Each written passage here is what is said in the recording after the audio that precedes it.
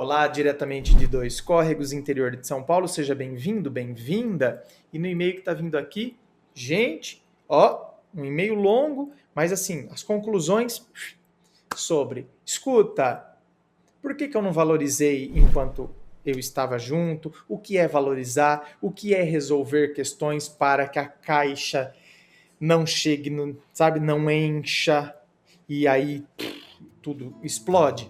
Vamos acompanhar? Roda a vinheta.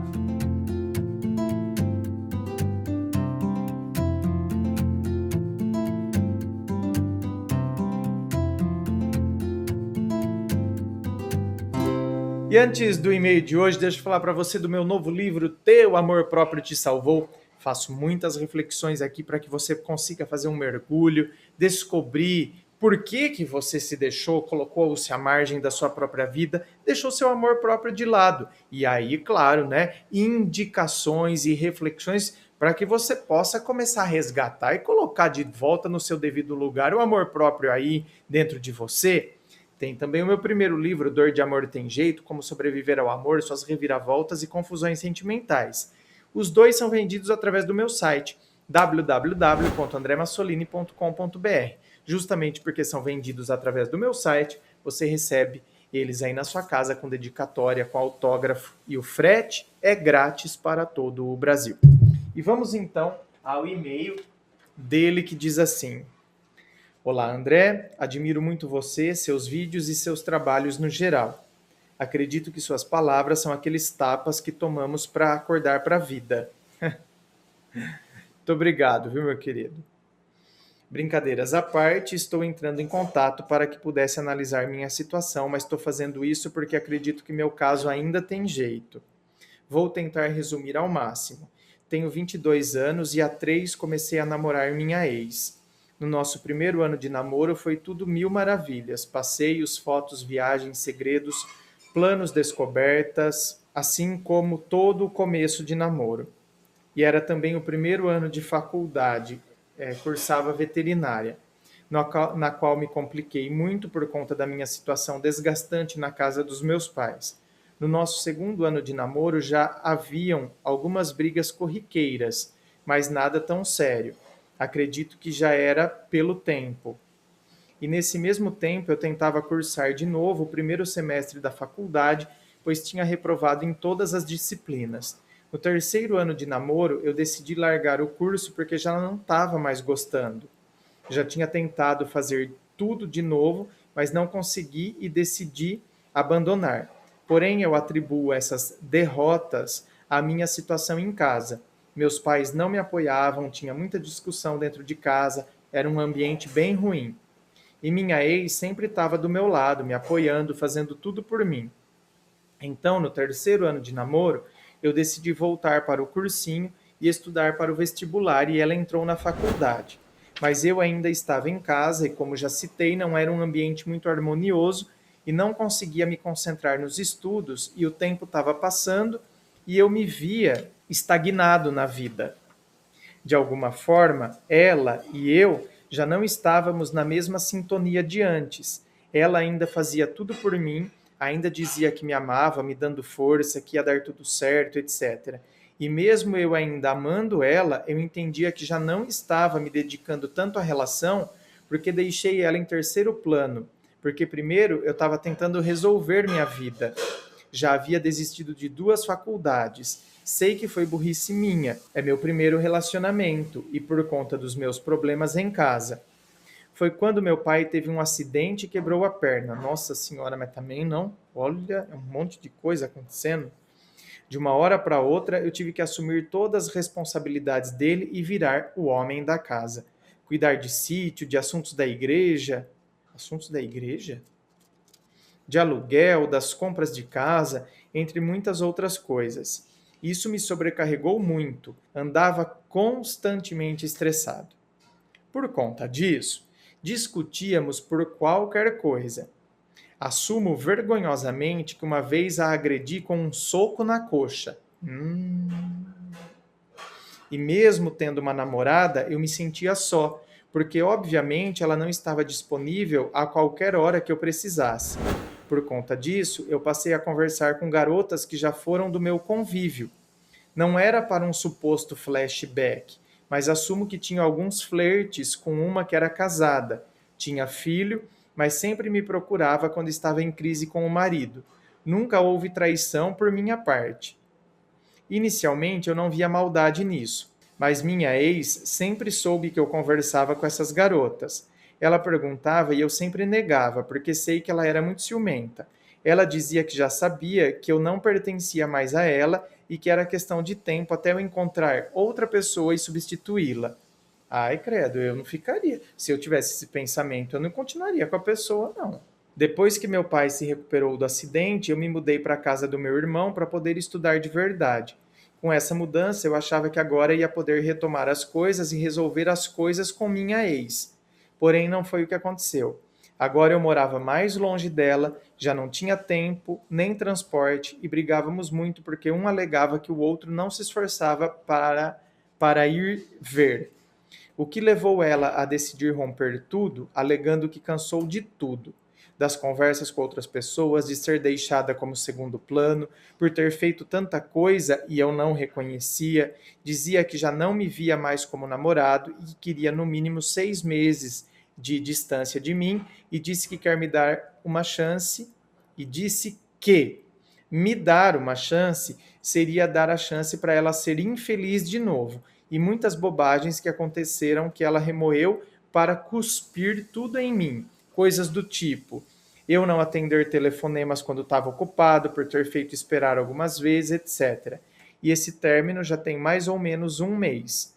E nesse tempo distante eu fui capaz de compreender de verdade e assumir meus erros. Entender que eu não deveria ter feito um monte de coisa. Não ponho toda a culpa no que aconteceu na minha casa, mas acredito que tem uma parcela nisso tudo.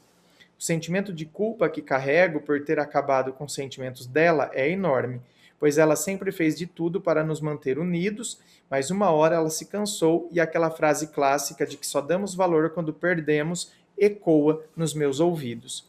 Por fim, não quero perder essa pessoa porque acredito na nossa história e que, mesmo parecendo que só houve momentos ruins, tiveram muitos momentos bons e queria acreditar que tudo que passou foi apenas uma fase conturbada e que voltaríamos com mais força.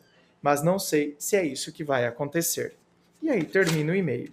Olha, meu querido, então, aí é que tá. Veja bem, eu acho que né, na hora que eu li aquela parte, ela tá falando que é só uma questão de tempo eu deixar e eu substituir ela por outra. O que que eu disse? Que eu disse? Eu não falei? Falei, nossa, eu não ficaria, não continuaria com uma pessoa se eu tivesse esse pensamento. Quer dizer, só tá comigo porque não encontrou outro ainda, não é? Só por isso que tá comigo. Então, quer dizer, tá comigo até que não encontre outro.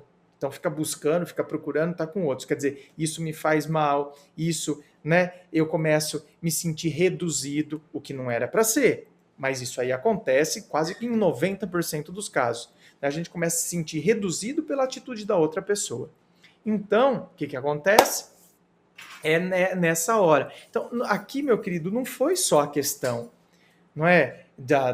Eu vejo que a questão principal, na verdade, foi o fato das conversas com as outras. Então, claro que isso está tudo dentro de um contexto de outras brigas, de outras discussões, e a culpa não é só sua, como você está dizendo, claro que não. Não é? Problema dentro de casa, então. Só que você há de convir que aí é que tá. Os seus problemas dentro de casa te impediam de conversar com ela, mas não te impediram de conversar com as outras. Certo? Então, esse raciocínio que eu estou fazendo. Não, André, mas é porque. Meu querido, para. Para. Esse é o raciocínio que provavelmente ela fez.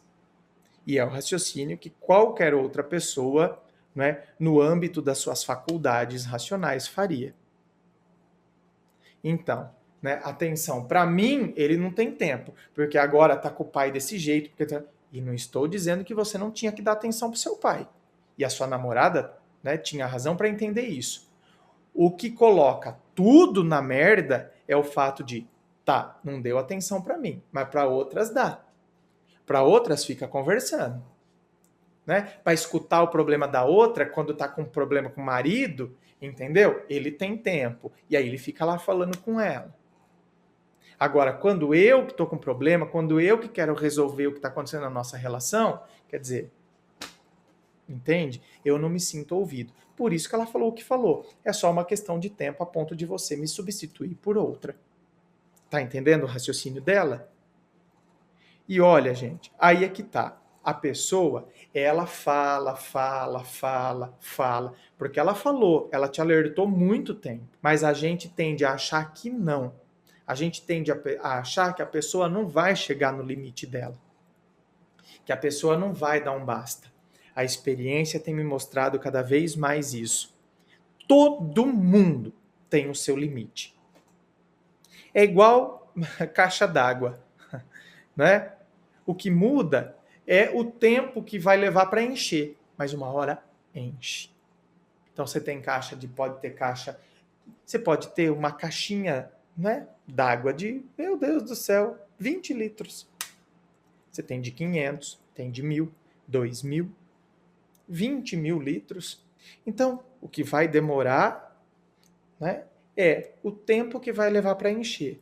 Mas todo mundo enche. Assim como toda pessoa boa tem o direito de dizer, chega, não dá mais. Não quero mais. E eu vou te dizer uma coisa, quando as pessoas chegam nesse ponto de dizer chega, é meio difícil, tá? A hora que a água transborda, que caiu fora da caixa, a tendência é correr embora. E aí? A tendência, eu não estou falando que é a regra, estou falando que é a tendência. Por isso que a gente tem que aprender a valorizar a hora que a gente tem. E aí a gente valorizar, né? A gente resolver as questões, entende? Não sermos pessoas cofrinhos para não deixar a caixa encher. Teve algum conflito, teve alguma coisa, vamos jogar essa água pelo ladrão. Vamos esvaziar. Conforme a gente resolve, a gente está esvaziando para não deixar chegar no limite. Porque a hora que chega no limite, uma gota faz a diferença e é a hora que tudo transborda. Então a gente precisa refletir sobre isso, sim, precisa pensar nessas atitudes, né? A resolução, dar ouvido às coisas que a pessoa está dizendo, ouvir o que ela tem a dizer. Resolver significa que, primeiro de tudo, preciso ouvir. Se eu não ouço, não tem como resolver. Certo? Inscreva-se, fico aqui aguardando a sua inscrição, me acompanhe nas redes sociais, Instagram, Facebook, tá bom? Se curtiu, dê like, compartilhe com seus amigos. Muito obrigado, beijo no coração e, é claro, um forte abraço.